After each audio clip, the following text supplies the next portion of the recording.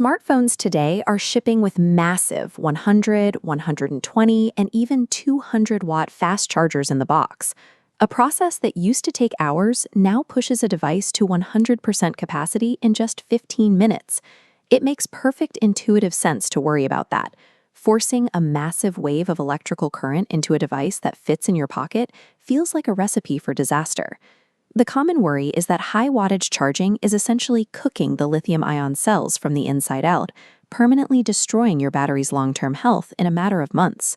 But if we look closely at the actual physics of what happens when you plug that cord in, that intuitive fear turns out to be mathematically incorrect. To figure out what is really degrading your phone's lifespan, we have to ignore the terrifying numbers printed on the side of the charging brick and examine the specific engineering inside the device itself. Let's open up a modern smartphone. You'll notice there is no single massive battery taking the brunt of that electrical wave. Manufacturers instead use dual-cell architecture, two physically separate batteries sitting side by side. When 120 watts of power enters the port, it splits right down the middle, routing 60 watts into each cell simultaneously. By cutting the incoming power in half, the physical and thermal strain placed on each individual cell drops dramatically.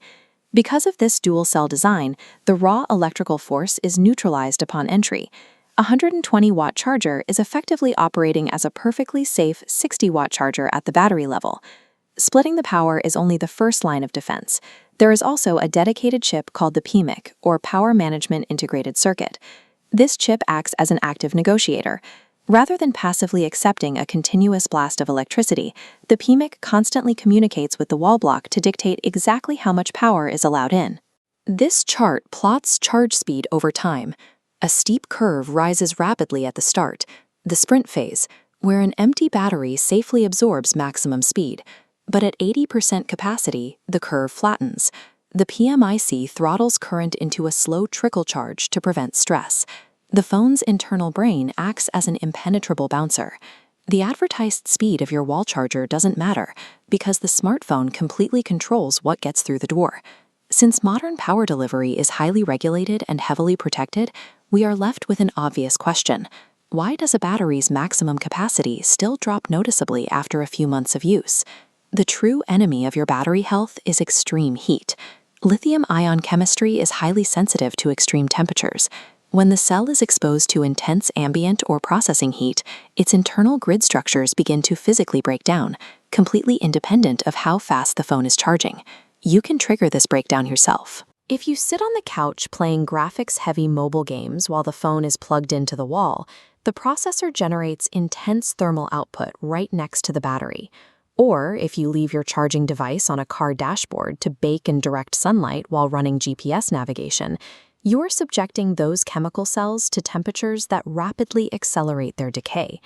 It is the heat generated by your processor and your environment that strips away battery life over time, not the manufacturer's charger. You can finally let go of the anxiety surrounding high-wattage power bricks.